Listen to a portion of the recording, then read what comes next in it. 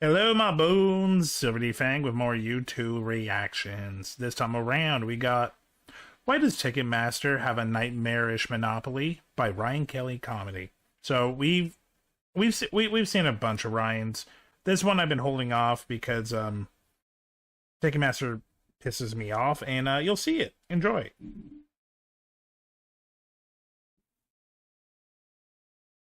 Hey, Ticketmaster, what do you make, buddy? Okay. This is Ryan Kelly Comedy. He does really fun videos. In particular, he talks about the history of companies, and most of them suck. This one I've been holding off because I really hate Ticketmaster, and I know what they're about. So get ready to watch me get angry.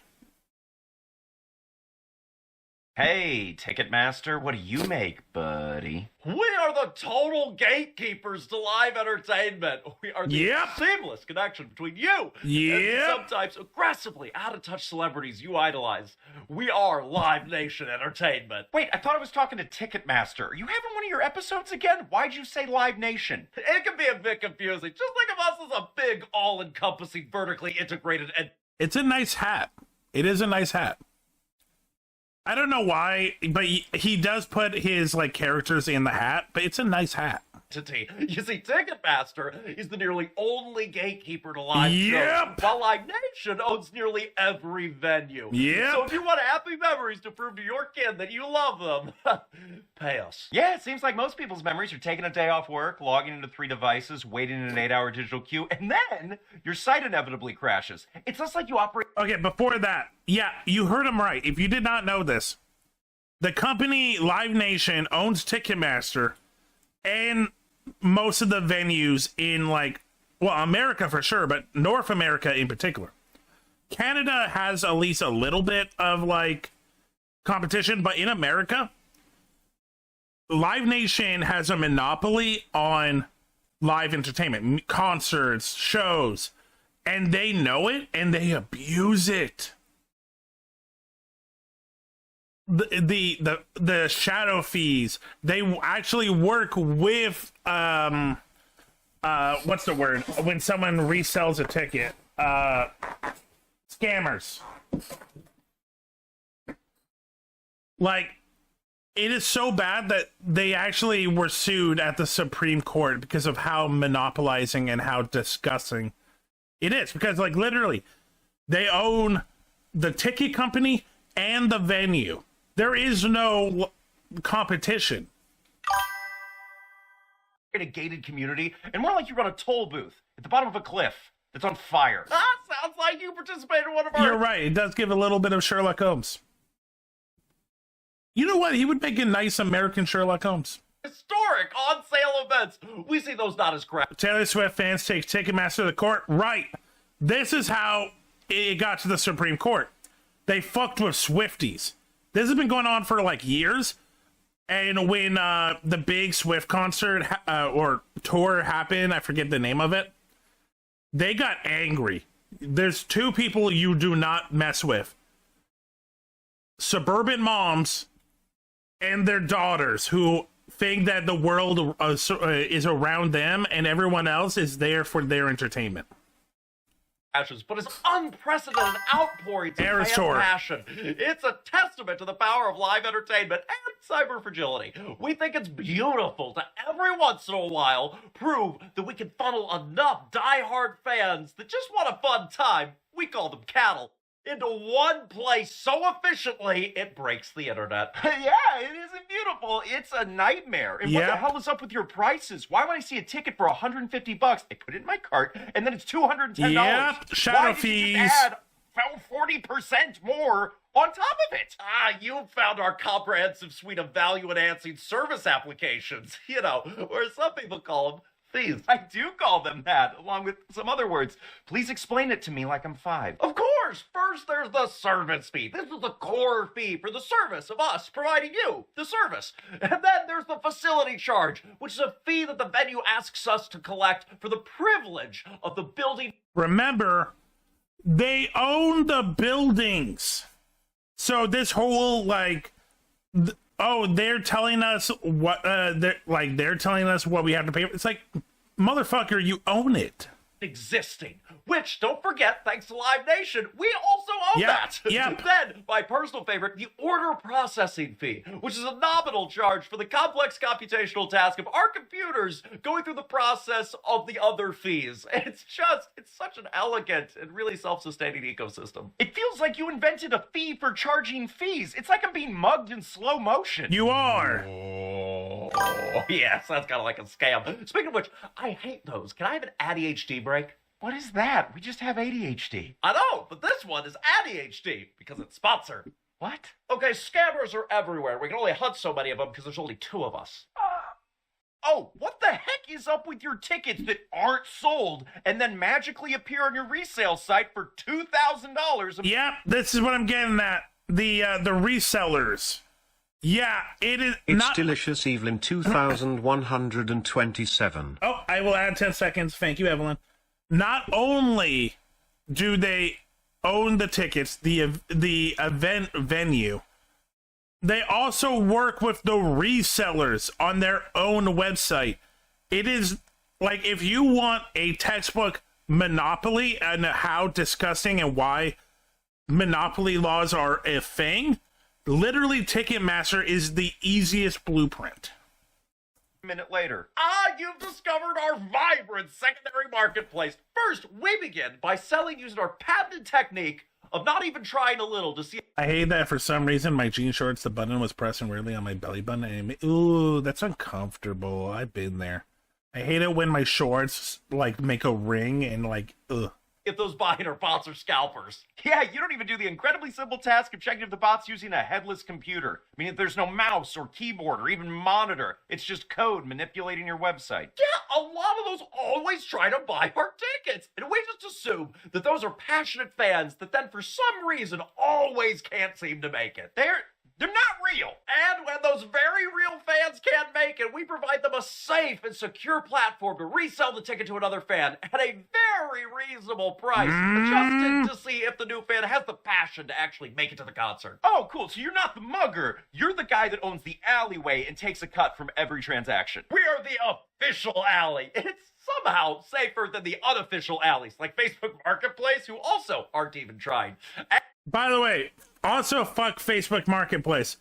I got charged $30 because, and I didn't know about this. It turns out you actually have to pay to list stuff on Facebook Marketplace. They don't tell you that, but you'll get the fees. And to help keep it safe, we even created our verified fan system to fight the scammers who plague the unofficial alley. Oh, the verified fan system, where I have to take all my private information, register it weeks in advance, so that maybe the mysterious and arbitrary algorithm will select me, a humble peasant, and it will give me a pre-sale code that does not guarantee me a ticket. And then I get into this digital Hunger Games with thousands of other verified fans, who eventually we all lose out to the headless computer bots because I have to click and they're just code. Yep. That one? Yep. Yeah, exactly. We gamified the experience of giving us money. The dopamine hit you get when you actually succeed is far more powerful because of the struggle. We're not just selling a ticket. We're selling the hero's journey. No, you're having me pay for a villain's journey on an average Tuesday. Lex Luthor would say this is a bit much, okay? How did you become the only game in town? Why is there no competition? That is the most beautiful part of our story. You see, we started back in the 1970s, an innovator in the new world of computerized ticketing. Our biggest rival was a company called Ticketron. And in the early 90s, we acquired them. We absorbed their essence like a corporate version of the bad guy in The Mummy, except there was no Brendan Fraser to save you or anyone else. So you took over your biggest competitor. We consolidated the market for a Monopoly. They monopolized the whole thing, and the U.S. government, if you think they're corrupt now, and they are, the truth of the matter is it's just out in the open now, but it's been there for decades. I also like The Mummy. The Mummy's great. Should see, but that was just the beginning. The real 4D chess move came in 2010 when we looked at the music landscape and we saw that we were the biggest ticket seller in the world. Incoming then we ad looked at our break. best friend, Live Nation, who's the biggest concert promoter and venue owner in the world. And We bought them. What? Oh, sorry, we merged. We did the previous thing to all the customers. Wait. The company that signs the artist to the show and owns all the concert halls and promotes the show is the same company that sells all the tickets to all the things that they exclusively own. Breathtaking, isn't it? It's called vertical integration. We don't just own the store that sells the bread. We own the wheat field and the flour mill and the delivery trucks and the oven. If you want bread, you will talk to us at some point in the process. Probably 4 times. And each time, there will be a fee. Okay, so this is like a monopoly, obviously. Yep. How did the government let this happen? How did the government allow this? The average congressional approval rating in the past 15 years has been somewhere in the mid to low 20%, regularly dropping into the teens. So they just kind of let this happen. They had some very valid concerns. Money. The lobbyists gave them money, and they're like, okay, I see nothing. I got $2 billion. But we signed a lovely piece of paper called a consent decree. Grand Wow. Canyon University. People knew that word. What, decree? Nope. Okay, moving on. A consent decree is where we promised, cross our hearts, not to use our power to bully, threaten, or punish venues who would dare not to sell to us. We've been very, very good about adhering to the exact letter of that agreement. Mostly. So other venues can use other ticket companies? Oh, they can! But it's funny, isn't it? The biggest, most profitable tours from the world's biggest artists, which are promoted by us at Live Nation, just seem to magically end up at the venues that choose to partner with Ticketmaster. It's a crazy coincidence. Any venue that chooses another ticketer might, find their concert calendar looking a little empty. That's not a choice. That's extortion. You're telling them use our ticket company or you don't get our This is real, and this is not a one-off. This is what they do. Like, this is also, they're not only fucking us. Nice to meet you. They're fucking. I'm Toff. They're fucking the music management. They're fucking the artists. Literally, they're telling everyone, hey, you work for us and you like it. concerts. The artists must hate this. Don't they have all the power? Oh, you sweet, innocent thing. Let me tell you a little story about a band called Pearl Jam. Did you hurt the jam? We did. Back in 1994, they were the biggest band in the world, and they decided our service fees were outrageous. They said, we're going to tour the country without using Ticketmaster. Good for them. A real David versus Goliath story, except in this case, David was also big. It was adorable. They thought they were so punk, but then they quickly discovered that we had exclusive contracts with nearly every major stadium and arena in the country. They were stuck playing in weird fairgrounds and ski slopes. The tour collapsed. They came back to us a year later. They learned a valuable lesson about the importance of robust ticketing infrastructure, and also Burn Ticketmaster to the ground. They mess with the Pearl Jam. not pissing off daddy moneybags. That's not a lesson. That's a rear naked chokehold. You strong-armed them into submission. And like good, terrible parents, after continuing to treat our kids like objects, we graciously welcome them back into the family. And speaking of family, let's talk about Bruce Springsteen. He got real upset at our official platinum tickets, where we use an algorithm to raise the price of the best seats to whatever we think the market will bear. You mean your official in-house scalping program? We call it dynamic pricing. We saw scalpers getting $5,000 for a front row seat and thought, how dare they scam people without us? This is the most depressing thing I've ever heard. But wait, there's more. The Yep, absolute pinnacle I of our agree. business model is when you buy a ticket from us and can't go, and then resell it on our own resale platform. We get to charge the original set of fees to you, and then we get to charge a brand new set of fees to the person who buys it from you. That's right. Extra fees for something that honestly they aren't a part of. You already got the money for the ticket. We get to sell the same seat twice and collect fees 4 times. It's so efficient. It makes me want to weep. Wait, so you created a closed loop, a Yep. perfect trap. You control the primary sale, Yep. the secondary Yep. sale, the supply, Yep. and you profit off every single Yep. step. You become the official scalper. Yep. You're like if Satan had a more evil brother that loved concerts. We became the primary market price realignment specialist. And now, after years of this successful and efficient business model, our good friends at the government have decided they want to have another chat. You mean the massive antitrust lawsuit filed by the Department of Justice? Justice Department sues Live Nation Ticketmaster for monopolizing the market across. Yeah, about fucking time.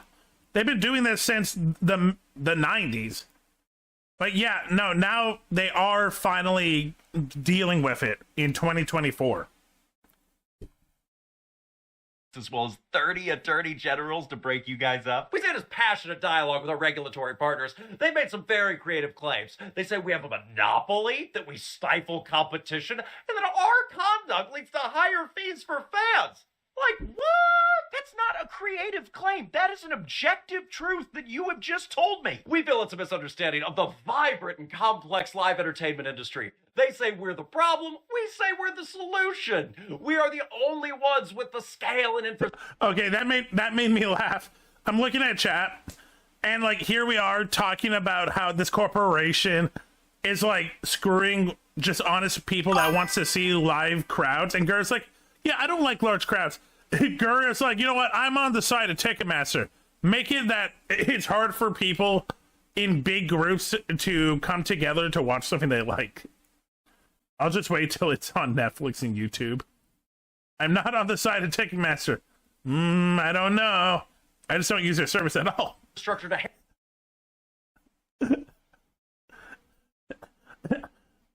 I don't hate the game. I hate everything around the game, so I don't even touch the game. handle a Taylor Swift or Beyonce tour. The tours that you yourselves promote and then book into your own venues. The demand that you create and profit from because you own the only gate. See? It's a self-sustaining system. DOJ wants to break us up. They want us to tear down this beautiful house we've built. But we believe in our model. We believe in providing value. What value? You are providing a stranglehold. The value we extract from you. You've been looking at this all wrong. The concert isn't the product we're selling. You are. Your data, your desperation, your willingness to pay a 40% fee for a memory. That's the product. Band on stage, they're just the bait. It is kind of wild that I think it was New York Magazine, right? That just like openly showed. Hey, Ticketmaster, what do you make? That made me angry, and I already knew all of that. Damn you, Ticketmaster. I really hope that something happens and they do have to separate, but who knows? Who knows with this government? Thanks for checking out this video. Check me out on Twitch, SilverDFanng, 2 N's in Fang. Check me out on Twitter and Blue Sky under the same name. Also TikTok. Have a great night.